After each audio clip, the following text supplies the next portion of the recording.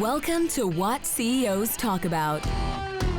Do you wonder what CEOs talk about behind closed doors? How they bring their vision to reality?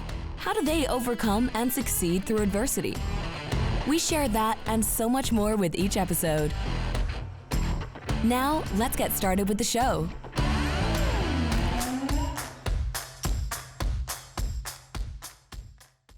Hello, everybody. My name is Martin Hunter. I am the host of What CEOs Talk About, where we translate vision into frontline operations. I am trying to stay very sober and straight. I've got Andrea, who is a partner of mine. She works with me at Urgio. And this is part of the series of, hey, who is behind the scenes at Urgio? So, Andrea, who are you? What do you do for a living? My name is Andrea Spiegel, and I work. I got confused for a second. I wasn't sure. Kevin said his middle name. And I work at Urgio. I work in operations. I've been called a lot of things. My favorites so far have been last week I got called VP of Weaving, which I thought was cool. I know. I've been called Swiss Army Knife, which I think is really great. Ooh, I like it. Yeah. For those listeners, we're not big on titles at Urgio. We kind of go, hey, like who's doing this? Who's doing what? And then we'll talk a little bit more about Andrea. So before we start, hey, we talk about this all the time. People are asking, where do I get all the information? So on the episodes that you go back, you'll see there's a whole bunch of referrals. There is a tab called Books or Bibliography.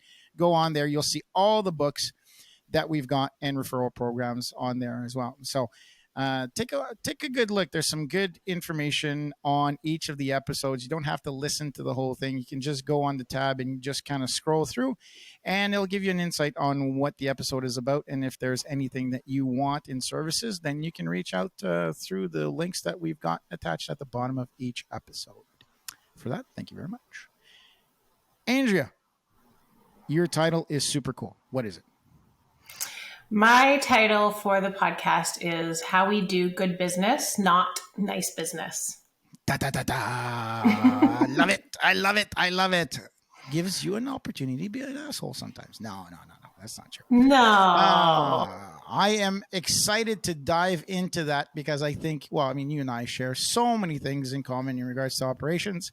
And then we can talk about everything else. So, Andrea, for the benefit of the listener, can you please tell us your full story? Where you're born, how'd you grow up, and kind of your pathway to where you are today? Sure. I would say I've got a fairly not straight pathway. I don't know what to call it. I'm from Calgary originally. I grew up there, moved from there to Los Angeles when I was in my early 20s, decided I wanted to be in the film business, had the great fortune to work in the film business for a few years at a literary agency in Beverly Hills. I used to work right on the corner of Wilshire and Beverly, which was a very cool place to work for a few years. As a young person too. Yeah, in my mid-20s. So I was there at a point where I was really learning a lot about what my new job or what working was going to look like. And I worked with some very, working in film is a high intensity industry, right? Like working in Hollywood. And I worked in a literary agency with 3 really excellent literary agents and learned how to negotiate and how to never take a no as the final answer. For sure. Okay. That was a big one. And then decided film was not the right place for me. Decided Los Angeles was really not the right place for me. Moved to Vancouver, and then did a full 180 and decided to go work in yoga. So I joined. Yeah.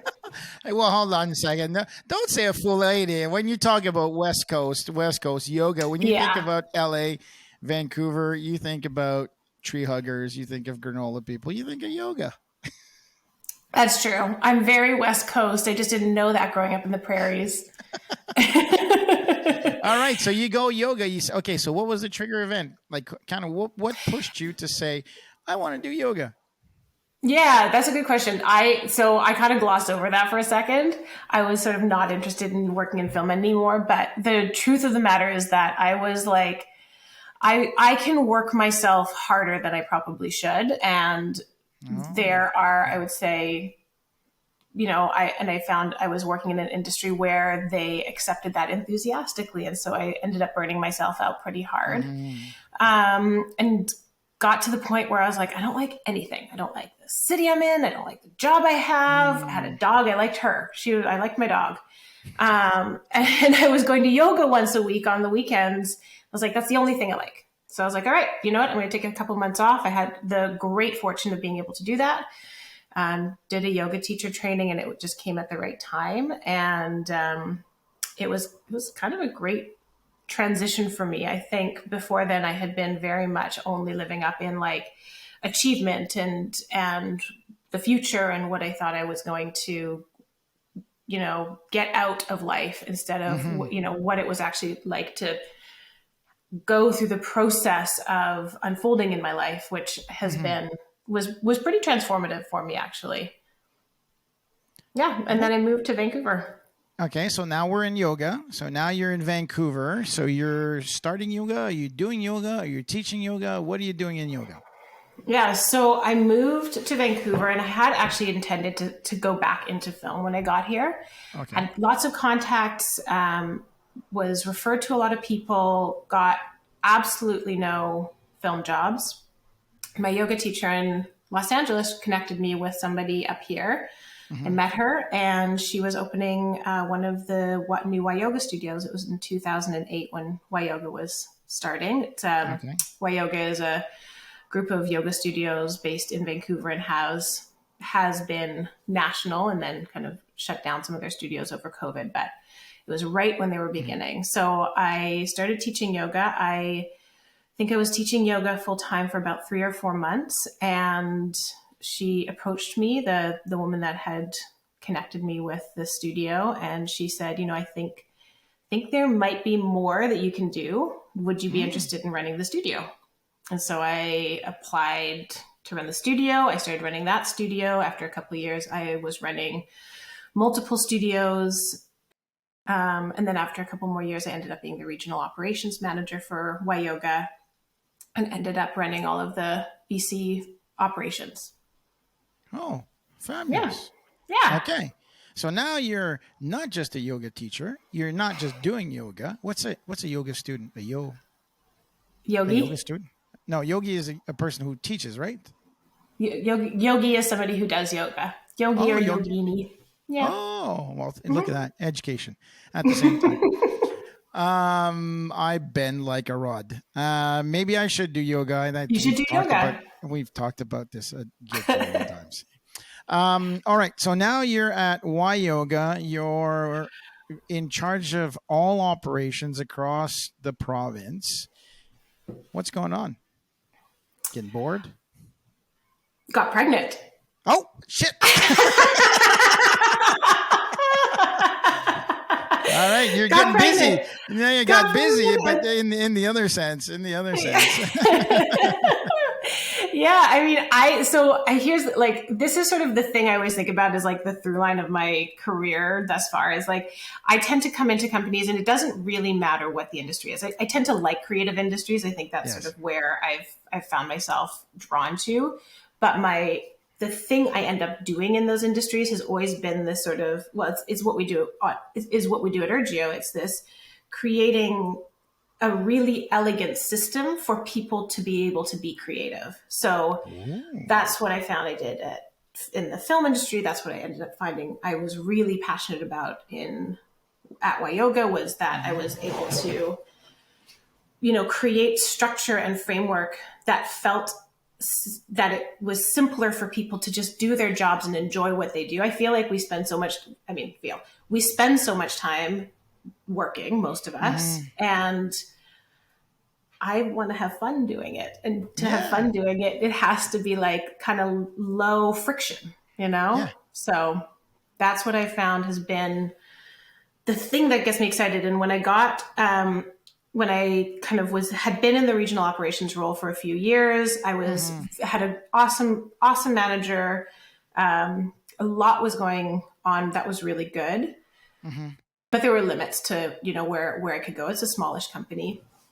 So I went on mat leave, and then during mat leave, I was connected with my next job. I saw it come up, and it was in lighting design. So totally different industry again, but like it was like this culmination of all the stuff that I had been learning up to that point. And it was me and the guy that had started this company, and I basically helped him create the structure of an entire organization. It's not a huge company, but it was building it from. You can say his name because he's episode 3 or 4. Yeah, he's on the episodes.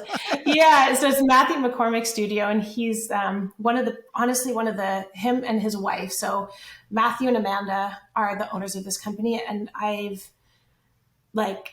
feel grateful every day that I got to work with them, because they are two of the kindest and strongest leaders I've had the good fortune to work with. And I really believe that the work that they're doing and the business that we have been able to build together has been like, I don't know if I would have had that opportunity in a lot of other places. They are very complimentary, those two. They are. It's so fun to see them work together. And not to say one is better than the other. It's just one is gifted in one area and the other one is gifted in another area. And they make such a beautiful couple and parents, but also at work they're very loving, touching, and they just work so well together. And they're a great example of a husband-wife combo running a business.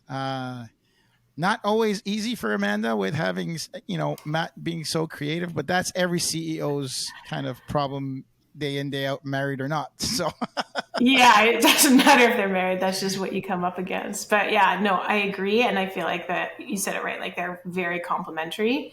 But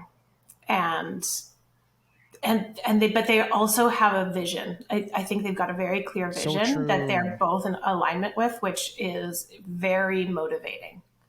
Yeah, and his products are just absolutely gorgeous as well. I'm sitting at my kitchen or at my dining room table, and I have one of his lights sitting over me right now. It's one of my favorites. All right. So you're at McCormick Studios. What's next? Well, so I was working at McCormick Studio, got pregnant again, went on mat leave again. Damn, with these kids get in the way of everything, right? Yeah. It's funny. So this is something I've been thinking about a lot actually lately, is like business is not really essentially designed for women in the sense that, like, if you want to be successful, and both as an individual, if you want to be successful as an individual and you want to have children, being able to navigate that while building a career is challenging. On the other side of that as well, though, are companies that want to support female leaders. There's not really like a good and like comprehensive structure in place for women to be able to go on mat leave and for the structure to continue to function effectively. Like, we haven't really figured that out yet, I don't think we've really figured out how to like make space for women to go on mat leave and for the business to be really successful while strong, leaders are in place. And that is to be honest, something that I experienced while I was on mat leave, because it's such a small company that, losing and there was more than one of us on mat leave at a time. So there were 2 leaders, but navigating the vacuum that's left by somebody kind of going out and coming back in. I think we're still working that out and how to do that really effectively. I want to ask a question because of that, because, Tracy and I chose a different path. So Tracy put her career aside willingly. She's like, no, I don't want to do that. This is what I want. And we've got the opportunity to do that.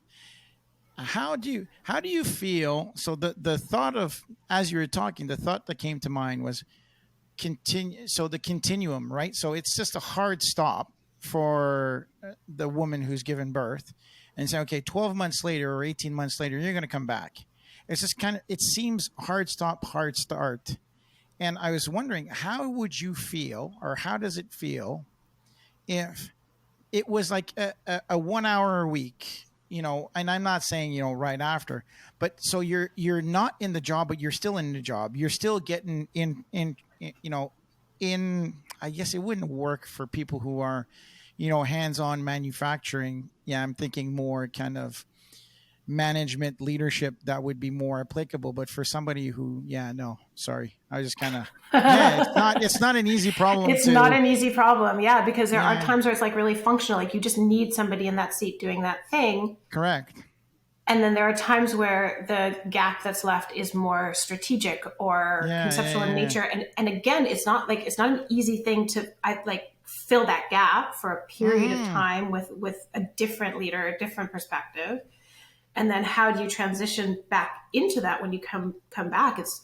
There's a lot of complexity to it. And, I think that I feel like we're very lucky that we are in Canada where 12 to 18 months is the standard for taking time off. I mean, I know, in the States, like I think it's 12 weeks is 6, like, I think. I think 6 is like but I think you're guaranteed 12 weeks now without losing your job. You don't get paid. You don't get any EI or anything while you're off. Yeah. And I can't imagine leaving my kids after 12 weeks. Oh my goodness. They're tiny, itsy bitsy little things. Like, I was not a functional professional at 12 weeks postpartum. We want to be clear about that. When in doubt, when it comes time to, I feel, when it's time to look at kind of health and wellness programs, I always look to the Scandinavian countries. Like, what are the Swedes doing? What are Norwegians doing? Usually they tend to be at the forefront of understanding certain ways of operating that are more conducive to day-to-day life and good life, I should say. Right? Yeah. Okay. So now you're at McCormick Studios. You've had a second baby. What's happening next? So I came back. There had been a couple things that had happened, like COVID, etc. And it was like there was a lot. There was a lot to kind of re-establish, and the team had done a beyond exceptional job of keeping the organization running while Amanda and I were both off. And it was Amanda that was off too. Yeah. Oh shit. Okay. Yeah. We didn't plan that. It was not good timing, but what could you do?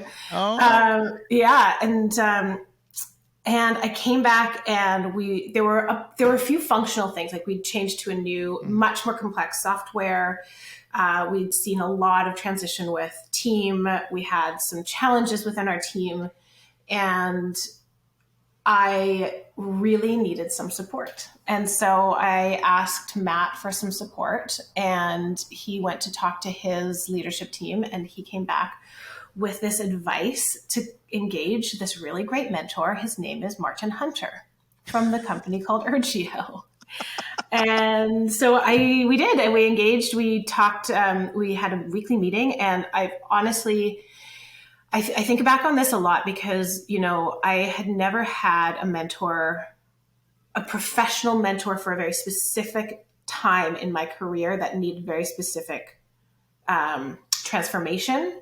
Mm-hmm. I would say I think I'm a very smart and very capable and very resourceful person. So I will figure things out. But I was at a point where I was like, I don't have the tools. I don't have the resources. So what I got out of the time that we started working together was all of that. I had somebody who was like, okay, I've seen this. I know where you're at. I've been through this particular fire. Here are the tools and here are the steps that we're going to take. And what I really appreciated about the time, this is not like a sales pitch for Martin Hunter. I just want to be clear. this is what was my experience, was that I found that I could take those tools and I could implement them, and I saw change. That to me was like very major, not only for me personally as a professional, but also I think it really did, get us through a pretty intense and challenging time as an organization. And then so we kind of made our way through it. Things were going really well. And I was like, I want to learn more about this operational excellence.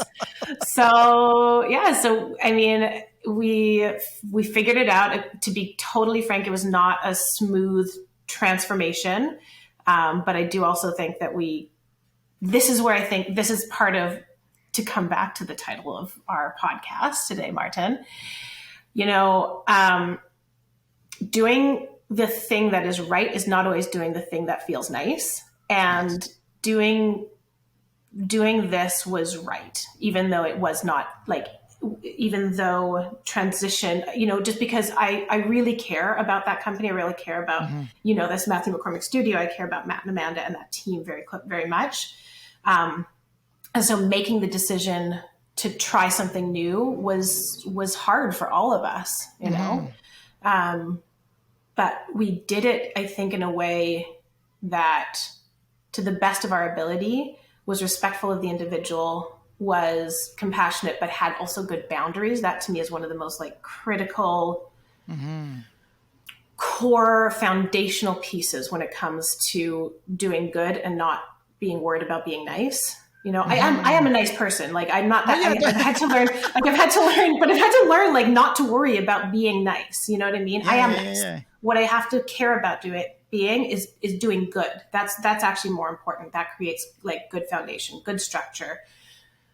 People know that they can trust you because you're not going to just say something to them because they think you want them to hear that. They believe that you're saying it because you believe it is true and you believe it has value. It's a different approach. Absolutely. I tend to refer back to Master and Commander as a movie about leadership. And when the main mast breaks and there's a gentleman in the water and it's dragging the boat through a storm, and they come to realize that if they don't cut the line, the entire ship is going to go down. So they're like, okay, so it's one soul or 179 souls. So they cut the line. So and again, that's kind of extreme views of, doing what's right versus what's nice. And when you go, okay, well, somebody's going to die to save, 179 other lives, is to Andrea's point that as operators, you have to be bold in decisions for the long-term benefit of businesses. And sometimes, being nice may be nice, and it might be a Band-Aid, but it's not the right thing to do for the business long term, right? Because the goal of a business is to be prosperous, meaning that they generate profit in a sustainable way that creates prosperity. We apply that principle to safety all the time when you talk about manufacturing and construction and all those. And say, well, why are you harping so much on safety? Well, safety helps the bottom line, because if we have a sustainable approach where somebody can come in, day out, work and generate revenue, that's the key. If they get hurt, they're no longer generating revenue. So in a sustainable way, you say, okay, sometimes we have to pause work to create more work. And so same thing, it's kind of like nice versus what did you say? Is it nice versus good? Nice versus good. Thank you. So the good thing to do is to think about the operation, but then it becomes very well. Do you really care about the individual? If if what you do, it's that prosperity model that I'm talking about that kind of fits it. So, tell me, Andrea, what from the film industry helps create who you are today? What did you learn from the film industry that goes, I applied this still today? Couple things come to mind, sort of adjacent to the film industry, but the experience of moving down to the States to work in the film industry. So it's not a straight shot, going from Canada down to the States. It's actually not that easy to get a work visa. Because there's obviously a lot of competition. A lot of people want to move down to the States. And especially when I was moving down in 2005, it was, it's not easy to get in. And something I learned, so I had sort of a short-term visa that I could work on. And I applied for a more complex, longer term visa. And the first time I went about applying for it, I got denied. And I was young. And to me, like, the American government said no. So I was like, I guess I have to go home. And I went, that was, at the age I was and the experience level I was like, I guess I'm done now. And I went in and talked to one of my bosses. And I remember him looking at me and he was just like, no.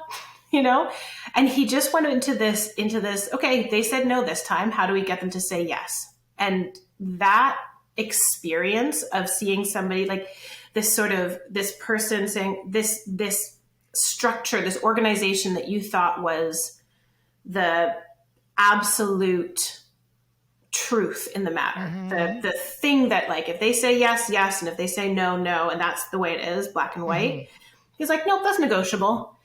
And just seeing somebody conceive of that was very eye-opening to me. It was like a very dramatic shift for me. And I realized that, like, all of these organizations, these systems, these, these rules that we're taught, like, it's okay to question them. Sometimes they're right. And there's a value to it. But just because the bigger organization, the bigger system, the bigger bureaucracy or whatever it is has said this, first of all, the organization was built by a bunch of people, right? It's true. It was who don't always know what they're doing. We're always like trying our best. Like, the biggest lesson I can tell you in general is, like, the people behind the closed doors are also sometimes just guessing and are sometimes wrong. Sometimes? And sometimes faking it. I'm not going to give you a percentage. Yeah. Yeah. Like, we're just trying our best. We have, like, we're all kind of scientists, we're all testing hypotheses, and sometimes our hypotheses are right and sometimes they're not right. And then you learn and then you try something else, and realizing that, like, that was true at this macro scale was profound for me, because it helped me realize that, like, I can think critically and I can question things that seem like they are 100% defined. And I think it's given me a really high level of confidence in my curiosity.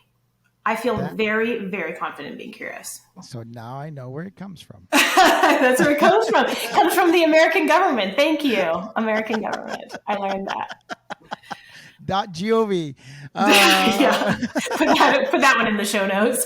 But it's like, and then what happened was we put together a plan, and he was like, "Did you think of this?" And here, let's connect with this person, and it was like, there's all these other resources that I hadn't even considered, because I hadn't even considered what I would do if I had to be a bit more creative. And it worked out great. I ended up down there for a few years, and I had an amazing opportunity to work with some of them, like, most incredible artists and creative thinkers down in Hollywood, and meet some really cool people and go to really cool movie premieres, and I was young, so it was, like, really fun. Didn't have to go to home and go to bed.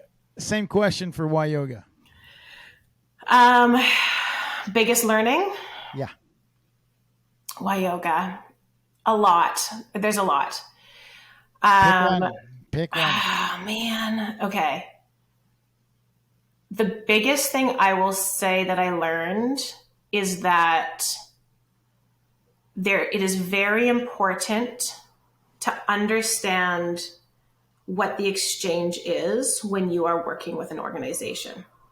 And the reason I say that is because Yoga is a values-driven organization. It's very much about lifestyle and very much about working with good people and working in a healthy environment. And those things have a high value. They do. And also, working in a job, you do need to make a certain amount of money, and that exchange has to feel right to you. And it has to feel like it is equivalent for what your output is.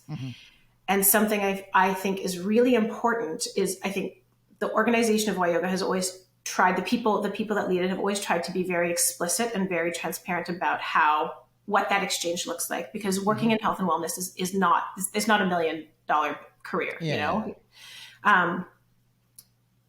But getting into it for the lifestyle and getting into it for the health and wellness, you also have to consider how much you're getting paid and how that balances and how that really feels right for you in your life.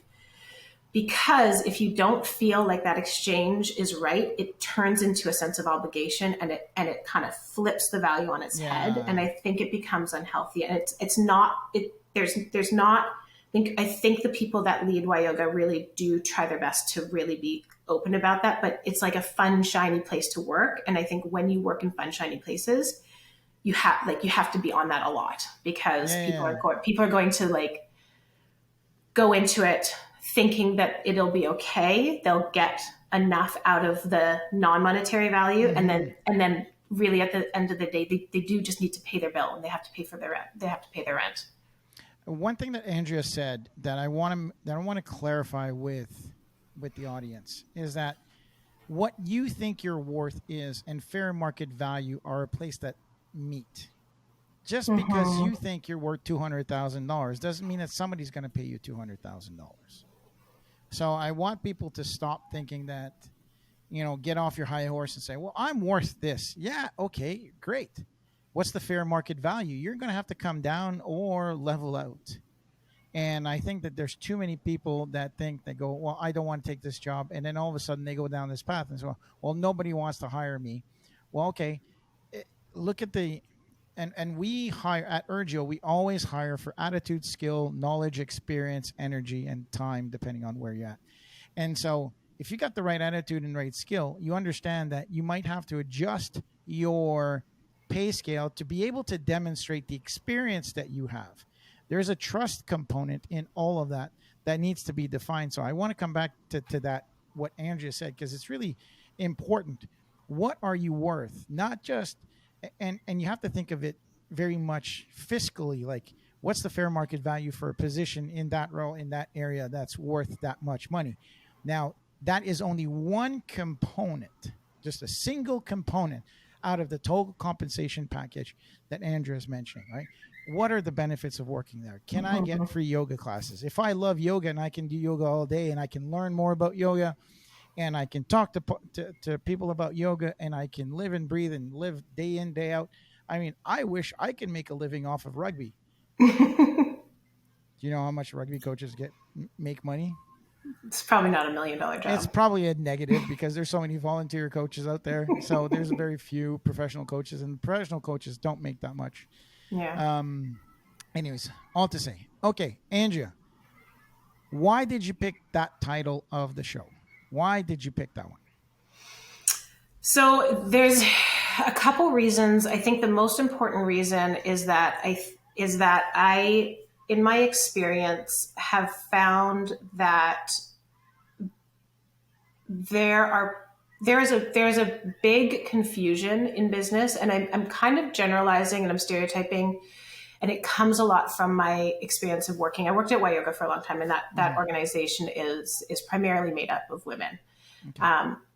And I think that there's an opportunity for women, but also people who are trying to learn how to do business in a way that feels positive, to understand that there is a difference between doing something that has strong integrity and ethic versus something that feels good in the moment, right? It's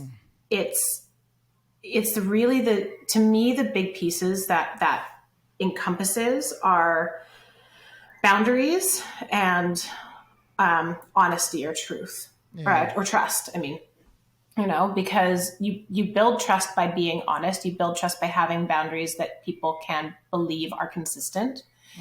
And when we sublimate either of those things, when we stop telling the truth or we don't hold boundaries that have integrity, then you start to lose the ethic behind what you're trying to do. Give us an example. Is there a concrete example that the audience can attach without naming names, with the amounts of clients that we have? Is there a place where you feel that is, give an example of how that went downhill? I can give it. Well, the thing that comes to mind really is performance management. It's a that's sort of general, but that's where my mind goes to the most, because when you're managing people, the priority as a new manager is often to do a good job and be a good manager, which is very much about me as the manager, and kind of inverts the value of performance management. Correct. The value of performance management comes from caring about the person that is in front of you and helping them to develop skill sets and see gaps in their current knowledge base and ensure that they can round that out in whatever direction that they have identified is kind of the path that they want to move forward. To do that, you have to be honest. You don't have to be mean, but you have to be honest, right? It's so true. It's so true. Yeah. A lot of leaders forget that performance management is a relationship, and they think very task oriented. And the best way that I can demonstrate it is with a stage coach. That's the only thing that comes to mind. Is you have, let's say, 6 to 8 high performing horses in front of you that will not move until gently nudged with one of the leads. And once they're going, they're going. So now you've got the responsibility of taking care of the people in the stagecoach. You have to look for the bad guys, the desperados. You have to make sure that the mail doesn't fall off the back of the stagecoach, right? You got to make sure, well, am I going too fast? Am I going too slow? Is it a comfortable ride? But I want to go fast enough so that the bad guys don't catch us, the banditos. You know, there's so many things as a leader. And performance management is really about ensuring that you've got good direction. So the horses need to know where they're going. You're facilitating by making sure that they got the right harness. They've got all that, bringing them up. So I think that people tend to forget. They go, well, how are you doing? What are you doing? You know, what's your task? How can I help? Instead of being very specific in saying, okay, well, to do a good job, this is the direction you need. What tools do you need to have? And here's these open lines of communication to be able to communicate between one another. And the feedback is critical in that path. Too many leaders, I feel, don't know how to give feedback. And they say, well, I want to give you some good feedback. And then you're okay, great. If I want to give you some bad feedback, well, Andrea's going to step back, cross her arms, and go and say, well, what do you know, Martin, that I don't? And where if you change the linguistics and the language, and you go, hey, Andrea, I'd like to give you some success feedback. Well, here's the direction that I want you to get, and you're doing a great job achieving. So there's your successful context. What did you do? What's the action and the result? Hey, listen, Andrea, I'd like to offer some guidance. Instead of saying, hey, listen, you did a shit job, can I offer some guidance? Right? Just in the language, it builds trust in offering something that is good and not nothing that is nice. I love that. I mean, you've changed my mindset in regards to how it connects, but absolutely. Yeah, I have two thoughts about that. So one thing I love, so Kevin, who I know has say who he is. You can say Kevin, who he is. Kevin Lang, my boss at Urgio. I don't know, the operations guru, but he always the word he uses that I really love is redirecting. I love that because it's just like he knows what direction we're going in, and if I go off, I can absolutely go off in like a direction. I'll be like really excited about doing something, and he'll be like, I'm just going to redirect you, and he kind of gets me refocused on the direction, which I really love. He does that with me all day long. No, he does. I feel like you need redirection maybe more regularly. Yeah, more than the average boo-boo bear, that's for sure. The other thing that I think about, and this is like this concept I talk about a lot. I talk about it with clients. I talk about it with friends. I talk about it in my relationship. Is it comes from the Adam Grant book, Think Again, which I know you and I've talked about before. But the difference between task conflict and relationship conflict. Performance management is like and conflict is a funny word because people think it means that there's going to be a clash, but really it just means that there's like, I always think about it as tension because I think tension can be super valuable, right? Tension creates diamonds and pressure, the pressure, those things create something else. I also love the concept of like emergent properties when you have two different, what do you call it, chemicals, they react, and then you end up with something you'd never had before. But there is a conflict that goes on in there. With people, we tend to either misrepresent or misassign what the type of conflict is. And relationship conflict is when we think it's like the problem is the other person, versus task conflict, which is there is a problem and together we're going to solve it. It just, it kind of turns, it's almost like, the difference between like sitting at a table staring at each other and like facing down changing the angle, versus going for a walk and like solving the problem as you're pointing in the same direction, which is a good pro tip for performance management, is to go for a walk so that you look like you're facing in the same direction. But yeah, I think that's a big piece of it. It's like the person is not the problem. We are all complex and weird in our own special way. That's okay. What we need to solve is the problem. It's and this is something that I've attached myself to. So first of all, yes, absolutely. I think that too many people say, well, here's my view and then here's your view. And I want to break down the word conflict. So like condiment, like context, it's to add, and flick is friction. So to add friction, and the conflict, the word conflict is, so we're adding a different perspective, and that creates friction. The term that, and what Andrea is saying is, okay, so if you step back objectively on the process, what is failing in that task? Why is that task not getting achieved? And it could be, 99% of the time, it'll be a human being that is doing that task, because we're not completely fully automated and there's no robots. So if that person is doing the task, well, maybe that person did not get good direction. Maybe they didn't get the right tools. Maybe they're shy of talking or saying something, and they know they've been doing it wrong, but just afraid of talking. So when you remove the individual and you look at the process and you go, oh shit, okay, well, Susie Q was not given the right tools to be able to do that. So maybe we should give her the right tools. Or maybe Jimmy doesn't know how to turn the wrench because he's never been showed how to turn the wrench.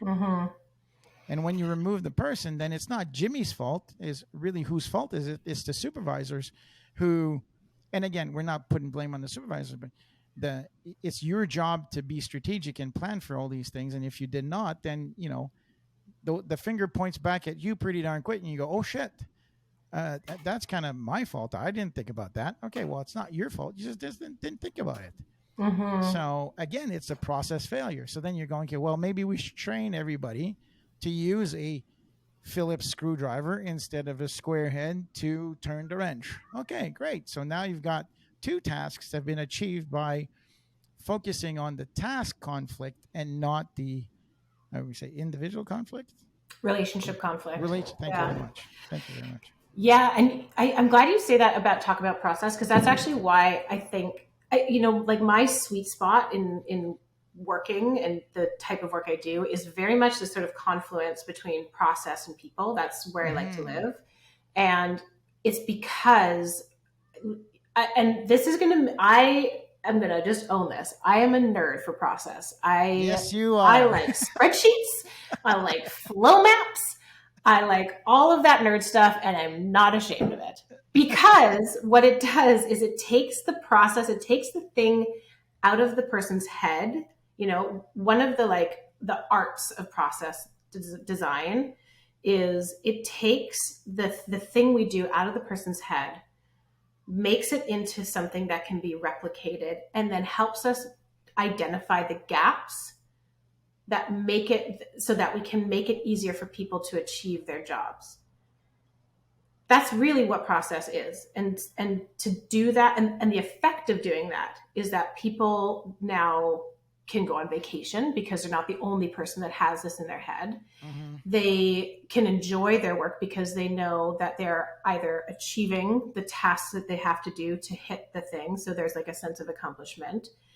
There's progress that can be made because once you've identified and built out this process, there's like this innovation. And I like the idea of like reframing some of the professional words that we use, like, innovation and things like that, and starting to make them into like What's the word that you put on LinkedIn the other day? What was it? Oh, opportunities. Yeah. And when an obstacle and an opportunity meet, it's an opportunity. That is absolutely beautiful. So what is it that you do at Urgio? For all the people who are listening, what is it that you do? So, well, I kind of do, I have two kind of different functions in the organization. So one is I work as a specialist within project. So I'll go in and I will help define process flow. I'll help build out process maps. I will also help build out a lot of the team sort of structure and the tools to ensure kind of healthy team and performance management. And then on top of that, I also work as a project lead. So I will oversee projects on a larger scale, and I will help make sure that the specialists that are going in and doing different things, because sometimes you need operational support, sometimes you need leadership and accountability support, sometimes you need financial support. So I'll kind of help and make sure that all of those pieces are working together really well, and that the deliverables to the larger project are being achieved. What is the output that you feel the most proud of? What do CEOs that you work with, what are they the most happy about the work that you do? How do you save their lives? That's a good question. I think I help them feel more calm, honestly. I think that that's the output, like that's the result that you get when things have been taken out of your head and put somewhere else. That's so that other people can have, like, that has been translated and other people can understand. I think actually Kevin said this the other day. There are a lot of entrepreneurs out there. There are a lot of people that have ideas, right? Mm-hmm. But the magic is in the execution of those ideas. Yeah. And I'm like a translator. So I'm a translator of vision into execution. I'm very good at reading minds. Yes, you are. And I'm very good at putting it down in a way that when it's reflected back to you, you're like, yes, that's what I wanted. And we can always kind of like adjust as needed. And other people can see it and say, oh, that's what we're doing. And then they can kind of move in that direction, right? That's what I think is the big kind of like, what does Kevin call it? Superpower. The one thing that, a lot of people, we talk about process. So there's a couple of things that I want to add to Andrea's kind of list of things that she does well, and she does well for others. Her reading minds is absolutely, when Andrea joined Urgio, she was able to challenge the status quo. And I think that is the beauty of Kaizen that I've learned in Japan. Just because you've done it 100 years and we say trust the process, but you should never trust the process. You should acknowledge the process. And what Andrea does well is she challenges the status quo. So no matter how good you think you are or how shitty you are, it's all about, okay, does this work? Does this not work? Why does it work? Why does it not work?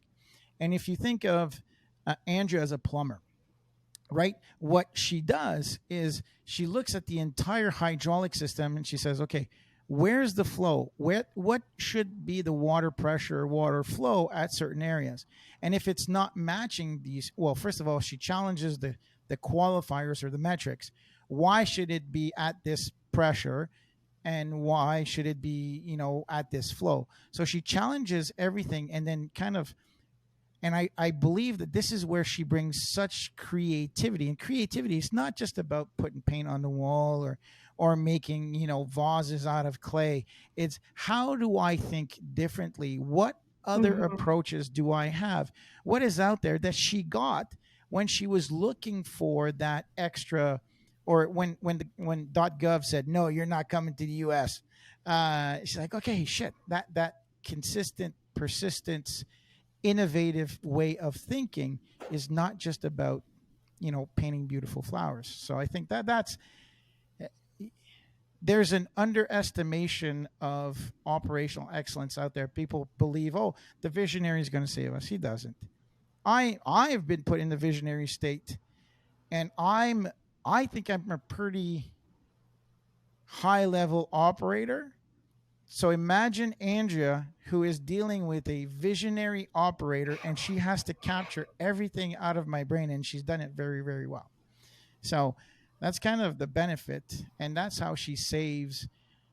I believe that there's another component that is, tell us about how when you've got good direction and you're eliminating and you're automating, what happens with revenue and profitability? They go up. That's Is that a trick question? They go up. Well, Up they go. yeah, they go up because and I think one of the things you always talk about, delegate, eliminate, automate to Yeah. liberate.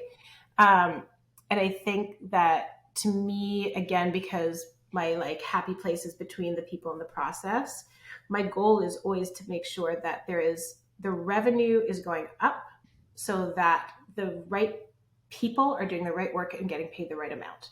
Right. Mm. I think that's a really big piece to it. I think when we talk about efficiency, it can be like there can sometimes be this fear of like, is efficiency and automation going to turn into terminations? And that's like not the point. That's just not the point. Like there may be like a consequence that points to that, but that's not the point of creating really beautifully elegant systems. The point of elegant systems is so that people can work in them well, not to remove the people from them. Did you hear what Andrea said when she said beautiful and elegant? She didn't talk about lean management. She didn't talk about cost. She didn't talk about, he said beautiful and elegant. And what does beautiful and elegant mean to me is free flowing, something that flows well. When you look at a meal, when you listen to a song, when you drive through the prairies and you see the clouds going and the wheat going, there's this beauty and elegance in movement. And I think that if you look at a river, don't get me wrong, a lake, still lake is pretty. But when you look at a beautiful river, the flow just is enchanting. You just want to, even no matter how vicious the water looks, you just kind of go, oh, that's so cool. It's mesmerizing, puts you to bed. The sound is just everything is kind of flowing well. And I think that what Andrea brings back too is that the ability, there's three things that move in business: information, product or service, or money. And what Andrea does well is she kind of unlatches everything and is able to create an expansion where the hose used to be an inch in diameter. She's able, through what she does, to increase the flow to 3 inches, so therefore you're allowed to process a lot more widgets or a lot more information and or a lot money through those pipes. Just to kind of simplify, I'm oversimplifying, but there's a lot of friggin' complexity behind what, and spreadsheets. She can get to a man's heart through spreadsheets. So I've seen it before. And even my spreadsheets are elegant. They are. They are. What's the biggest thank you that you get from CEOs when you've been working with an organization? I know a few that you've been working with. What's the biggest thank you get? That's a good question. I'm going to have to ask some of the CEOs. I think the big thing that they say that they get the most excited about is, I think they are excited to see somebody else who can see what they are trying to accomplish and help them build the kind of the road forward. And I think that what they get out of that is, in some ways, affirmation that like what they are. I'm not crazy. I'm not the only one. What they're envisioning is possible. Because I think when it's in your head and you kind of know that it's possible, but you haven't quite figured out how you're going to do it, there is some of that. Associated with that is a sense of like, okay, I can kind of like take my hands off the wheel a little bit, because I trust the other drivers. Mm-hmm. I trust that they know what direction they need to go in. I trust that I can check in at the right places to validate that, because that's a big piece of good process, is like measurement and audits. Mm-hmm.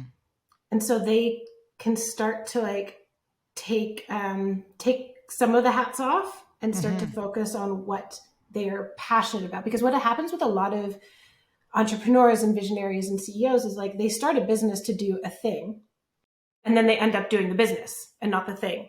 And so when you can take the business and create structure to it that can then be handed to other people, can be trained to other people, can be built in a way that they don't have to have their fingers in everything, they can redirect their energy to the thing that they actually started doing the business for. Can you say that again? It's not, so they don't do the thing, they do the business. Can you say that again? Because it's really cool. Probably not, but I'll try. They do it. So what happens is that a lot of entrepreneurs, they have a brilliant idea or they're very, very good at something. And so they start a business to do the thing. But when they get successful, what ends up happening is they end up having to do the business and not the thing. So well said. Beautifully said. Thank you. What's next for Andrea? What are you working on? What creative project and or future activity that is really exciting for you in business? Oh, like so many. Let me give you my. Let me give you. Nope. Nope. I decline. I'm going to pick my top 3. Okay. First of all, I am refining my personal vision. I think something that's very important for me, because I am such a doer, is to step back and take some time and to think about why I'm doing things. And that is a very high priority for me right now. And I'm like very excited about it, because I also feel like I am at a point in my career where the path forward has become more clear, and it's more clear to me what I love and what gives me energy, and what I would, if I would, my grandfather worked until he was 92, which I was joking was only 4 years less than Queen Elizabeth worked for. But he, like, what would I do if I was doing it forever? Not because it was making me money, but because it's just something I love to do. So that's number 1. Number 2 is I am learning how to transfer my passion for doing to other people, so I can start to lead other people more effectively. I know this is a thing. I love getting into the details, and I don't mind that. I think that's always going to be a part of what I bring to the table. Absolutely. But I also think that I can be an advocate for other people more effectively if I start kind of pulling myself out of that a little bit more. I think that's really important. And that's the other piece, is that I'm really excited to, and we talk about this as a team a lot, because being in a position of leadership in business is something that I feel very proud of. And the reason I feel proud of it is because I feel like I can have a positive influence in leadership, in rooms where there are leaders, and advocate for people that have not been in that room yet. And that's something I'm very excited about doing. So that kind of speaks a little bit to the vision of what I'm trying to achieve. But those are the things, just a couple things. I hope you guys caught that. I was like, "Hey, Andrea, I'm giving you one. No, I got 3. Andrea is just Andrea and I absolutely love working together, because we get along and we challenge each other. I think that's the beauty of working together, of working in a boutique firm, is it is a round table. We don't pull rank. Yes, am I the boss? Do I create vision? I have a role in that.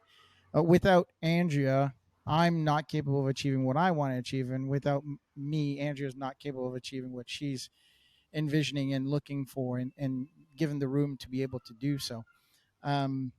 Andrea, what's the book, the one piece of reference that is on your nightstand? What do you refer back, and that you've had for a very long time, that you go, I fall back to this all the time? It could be a movie, it could be a book, it could be... That's a good question. I read a lot, so I'm not sure what the one thing is, one book or reference I would say I go back to. I would say that when I was introduced to Patrick Lencioni and his books, that was the first time I read business books where I was like, oh, this method really makes sense to me. His way of writing is super, super approachable. So for anybody who's like wants to learn more about kind of business concepts, he's so accessible and so easy, such an easy read, and really stands the test of time, I think. That's probably like, that's not a specific book. Hit a couple of the books. The two that I'm thinking of specifically are The 5 Dysfunctions of a Team and and Getting Naked. Those two are like foundational in my opinion. You're so true. You're so true. What's the one piece of advice that you are going to leave with the audience when you think of the title, saying, don't do what is nice, do what is good. All the CEOs out there that are listening and they're just paying attention to what you're saying. What's the one piece of advice that you're going to give them? Now, I'm not going to give you the chance for 3. You just I've got one. Just go. One. You got one already? I mean, I'm ready to. Yeah, that was an easy one. Because this is something that rolls through my head on a regular basis. The less time you spend caring about what other people think, the more time you have to spend caring about other people. I'm going to take that at heart. You can take it. Write that on a pen. You can get that embroidered on my whiteboard. I'll put it on my whiteboard. That's good. Oh man, that's good. Andrea, thank you so very much. You're on LinkedIn, right? I am. Under What's your email address? Andrea@urgio.com. That said Urgio, not Urgio. For those people, we say geography, not geography. All right. urgeo.com to urge, to move forward, to incite feelings and encourage action. Thank you so very much, Andrea. This was just a pleasure to talk at a different level. Yeah. Thanks, Martin. I really enjoyed it. Fabulous. Well, with that being said, it is Friday afternoon when we are recording this, so I will bid you a good day to the audience. Thanks again, Andrea, for being on the show. Thank you, Martin. Please like, subscribe, and click the notification bell so that you know when the next episode comes out. Enjoy the rest of your day. And for those, if you're listening to this on a Friday, enjoy the weekend. Thanks for tuning in to What CEOs Talk About. Make sure to click subscribe to get notified about future episodes, or check us out at www.whatceostalkabout.com.